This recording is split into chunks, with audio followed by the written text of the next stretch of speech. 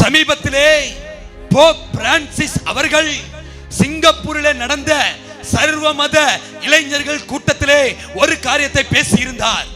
உலகத்திலே உள்ள எல்லா மதங்களும் கடவுளை சென்றடையும் வெவ்வேறு பாதைகள் என்று அவர் சொன்னார்.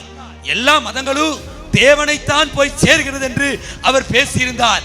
அவர் பேசின கருத்தை சத்திய புஸ்தகமான இந்த பரிசுத்த வேதாகமம் தீவிரமாக பலமாக எதிர்க்கிறது.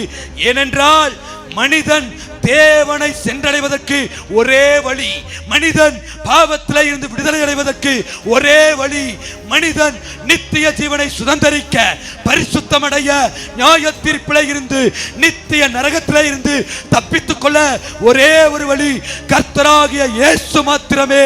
அவராலே அன்றி வேறொருவராலும் ரட்சிப்பில்லை. நாம் ரட்சிக்கப்படும்படிக்கு வானத்தின் கீழே பூமிக்கு மேலே மனுஷருக்குள்ளே அவருடைய நாமமே இல்லாமல் வேறொரு நாமம் கட்டளையிடப்படவில்லை என்பது வேதம் போதிக்கும் ஆழமான வல்லமையான சத்தியம். இயேசு சொல்லுகிறார், என்னை அன்றி ஒருவனும் பிதாவினிடத்தில் வரான். நானே வாசல், நானே வழியும் சத்தியமும் ஜீவனுமாயிருக்கிறேன். இயேசுவை தவிர இருக்கிற மற்ற எல்லா வழிகளும் மனிதனை நித்திய நரகத்துக்கு தான் கொண்டு செல்லும். இயேசு மாத்திரமே மனிதனை நித்திய ஜீவனுக்கும்